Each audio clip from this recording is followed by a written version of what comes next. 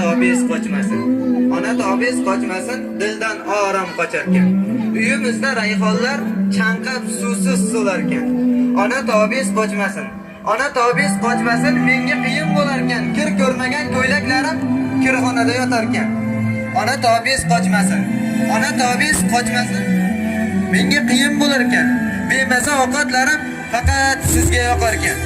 Ona tobingiz qochmasin. Ona tobingiz qochmasin, ukam singlim og'rib qolarkan, ko'zlariga yosh olib yoningizga yotib olarkan. Ona tobingiz qochmasin. Ona tobingiz qochmasin, odam soqov bo'larkan, siqilgandan sigaret ovqat bo'lib o'tarkan. Maqtasam yuzlarin oy derdim, ko'zlarim yulduzga tenglardim.